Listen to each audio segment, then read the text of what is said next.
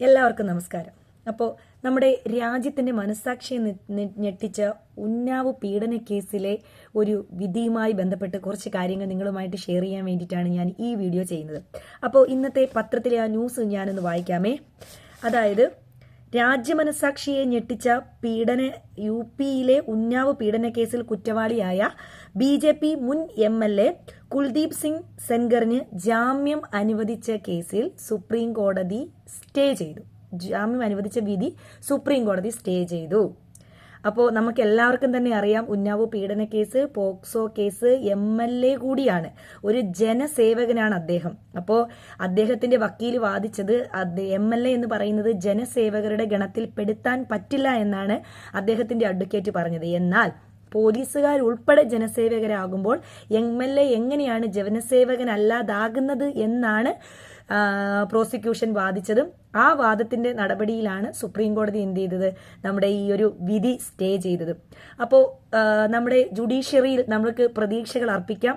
നമ്മുടെ ഭരണഘടനയുടെ തലപ്പത്തിരിക്കുന്ന നമ്മുടെ ഇന്ത്യൻ ജുഡീഷ്യറി നമുക്ക് എന്താ പറയുക, നീതി കിട്ടാൻ വേണ്ടി നമുക്ക് ഏതറ്റം വരെയും പോകാം എന്നതിൻ്റെയൊക്കെ ഒരു തെളിവ് കൂടിയാണ് ഈ ഒരു സ്റ്റേയിലൂടെ നമുക്ക് കണക്കാക്കാനായിട്ട് പറ്റുന്നത്.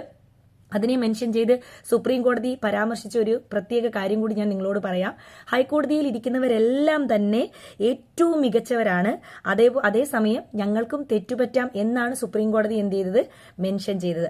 അപ്പോൾ നമുക്ക് ഈ ഉന്നാവ് ക്രൂരതയുടെ നാൾ വഴിയിലേക്ക് ചെറുതായിട്ടൊന്ന് സഞ്ചരിച്ച് നോക്കാം. അതായത് ഒരു MLA നാടിന് ചെയ്ത, അല്ലെങ്കിൽ ഒരു പെൺകുട്ടിക്കും ആ കുടുംബത്തോടും ചെയ്ത ഉപകാരങ്ങളെ കുറിച്ച് നമുക്ക് ഒന്ന് ചർച്ച ചെയ്തു പോകാം എന്നുകൂടി ഞാൻ വിചാരിക്കുന്നു.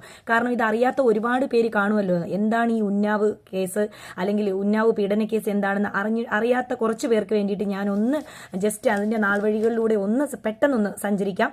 അതായത് 2017 ജൂണിലാണ് യു.പിയിലെ ഉന്നാവിൽ മകളെ കാണാനില്ലെന്ന പരാതിയുമായി അച്ഛൻ പോലീസിനെ സമീപിച്ചത്. ക്രൂര പീഡനത്തിനിരയായ മകളെയാണ് പോലീസുകാർ എന്ത് ചെയ്തത്, തിരിച്ചു നൽകിയത്. കാറിനുള്ളിൽ തുടർച്ചയായി പീഡിപ്പിക്കപ്പെട്ടു എന്നത് തന്നെയായിരുന്നു കേസ്. മൊഴിയിൽ അവർ സ്ഥലം എല്ലാം കാണിച്ചു കൊടുക്കുകയും MLA ആയിരുന്ന ഈ കുൽദീപ് സിംഗ് സെൻഗറിന്റെ പേര് വ്യക്തമായി പറയുകയും ചെയ്തു. സെൻഗറാണ് ആദ്യം പീഡിപ്പിച്ചതെന്നും ഈ പെൺകുട്ടി മൊഴി നൽകുകയാണ് ചെയ്തത്. അങ്കണവാടിയിൽ ജോലി നൽകാമെന്ന് പറഞ്ഞിട്ടാണ് ഈ പെൺകുട്ടിയെ വീട്ടിൽ കൊണ്ടുപോയി അദ്ദേഹം പീഡനത്തിന് ഇരയാക്കിയതെന്നും പറയുന്നുണ്ട്.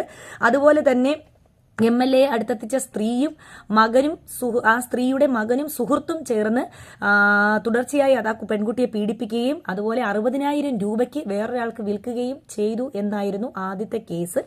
2018 ഏപ്രിൽ പെൺകുട്ടിയുടെ പിതാവിനെയും പോലീസ്, MLAയും സഹോദരന്മാരും ചേർന്ന് ക്രൂരമായി മർദ്ദിച്ചു. കസ്റ്റഡിയിൽ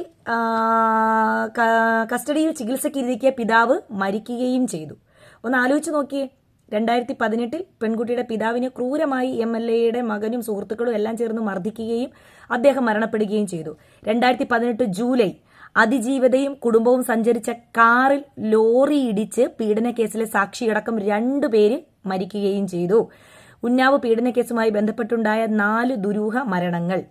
അതുപോലെ 2019 ഓഗസ്റ്റ് ഉന്നാവ് പീഡനവുമായി ബന്ധപ്പെട്ട എല്ലാ കേസുകളും ഉത്തർപ്രദേശിൽ നിന്നും ഡൽഹിയിലേക്ക് മാറ്റാൻ ചീഫ് ജസ്റ്റിസ് രഞ്ജൻ ഗൊഗോയ് അധ്യക്ഷനായ സുപ്രീം കോടതി ബെഞ്ച് ഉത്തരവിട്ടു.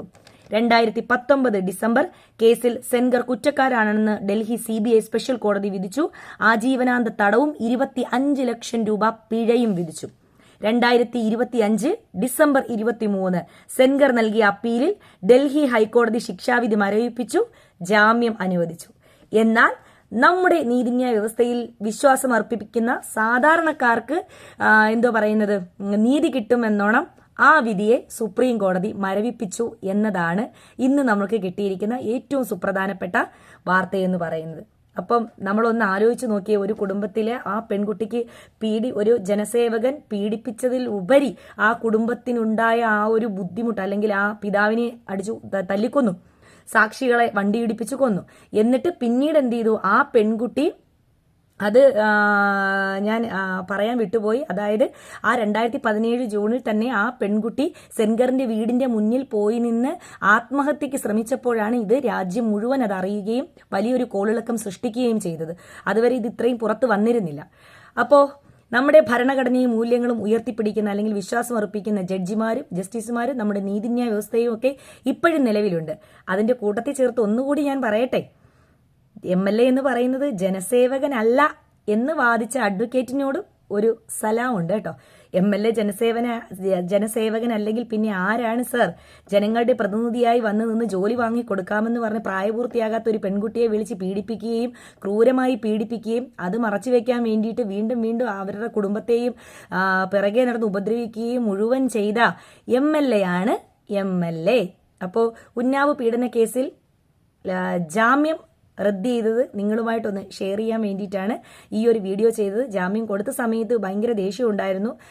നമ്മുടെ നീതിന്യായ സംവിധാനങ്ങളൊക്കെ മരവിച്ചോ എന്നും അതുപോലെ തന്നെ ഇനിയും പീഡിപ്പിക്കപ്പെടുന്നവർക്ക് ഇതൊരു പ്രചോദനമാവുകയും കുറച്ച് 5-6 വർഷം കഴിയുമ്പോൾ ജയിലിൽ നിന്ന് പുറത്തിറങ്ങാമല്ലോ എന്നൊരു എളുപ്പവഴി ഇതിലൂടെ കിട്ടുകയും ഒന്നുമൊക്കെ ഞാൻ ഭയന്നു. പക്ഷേ ആ ഭയമെല്ലാം അസ്തമനത്തായിരുന്നു. സുപ്രീം കോടതി ആ വിധി മരവിപ്പിച്ചിരിക്കുന്നു. അപ്പോൾ ഒരിക്കലും നമ്മുടെ നീതിന്യായ വ്യവസ്ഥയിൽ നമ്മളിനി സംശയിക്കേണ്ടതില്ല. നീതി കിട്ടുക തന്നെ ചെയ്യും. താങ്ക്